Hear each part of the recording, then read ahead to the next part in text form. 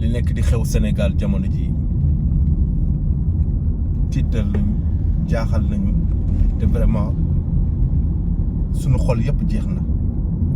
sunu xol yëpp fu mu nekk nii dara nekku ci lu dul naqar goo xam ne xam nañu fu mu tàmbalee waaye mënuñu loo wax tey jii fu mu yegg ci ñun ci mettit ndax réew moo xam ni dañ koo seetaan peuple sénégalais boo xam ni dañ koo seetaan tey seetaan gi nekk lu yàgg benn complot bu mag am ci réew mi ñi nga xam ne ñooy businessman yi ñi nga xam ne ñoom ñooy sëriñ si ñi nga xam ne ñoom ñooy griots yi ñi nga xam ne ñoom ñooy état du Sénégal ak les influenceurs les journalistes les intellectuels ñi nga xam ne ñi ngi am astuut ci système bi nga xam ne moo fi nekk bopp ba léegi ñoom ñëpp bokk ci benn discours naan président dafa war a tëj président dafa war a dóor président dafa war a rey pendant ces 2 dernières années presque affaire u rey rek la ñuy dégg ci làmminu ñi nga xam ne ñoo nekk ci système bi mu mel ni kon li nga xam ne moo nekk nii di xew ba ñu yegg ci maanaam rey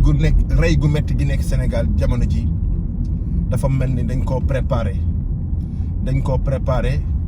bu yàgg jëm ñu ci habitué jëm ñu déjà habitué ak benn langage violence verbale boo xam ni boobu ba léegi tey la ñuy door a comprendre que lii moo taxoon ñoom ñu doon wax li ñu doon wax yëpp parce que ay célébrité génn nañ ci télé bi di wax ni benn nit rek warul te état ndax am na benn nit nu muy sonalee état war na sax dagan ñu rey ko pour ñëpp am jàmm loolu ay journaliste wax nañ ko ñi ko wax nag ñoom ñëpp xam nga leen bu ñu demee ba un journaliste mën a génn ci télé ne procès Adji Sarr bi dañ ko war a juger même bu fekkoon ni dafa nar a rey wala dañoo war a rey plus de 90% de la population sénégalaise jar na ñu àtte ko bu ñuy teg ay daan ñu teg ay daan parce que force restera à la loi loolu la ñu nekk doon biral ci jamono ji yëpp ci at yi yëpp weesu léegi nag yegsi nañ ci léegi nag la ñuy door a comprendre que ñoom tout a été planifié tout a été aussi prémédité waaye li président Macky Sall lan la Sénégalais yi def lan la ñun Sénégalais yi def rek ba ñu mérité nga ñuy traité comme ni ñuy traité nii duñu jàpp duñu dóor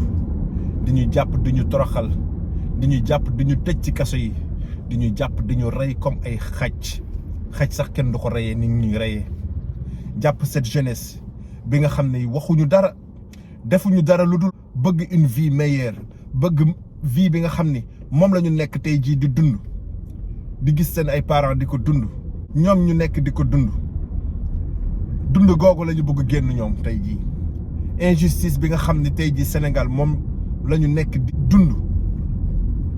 moom la xale yi di xeex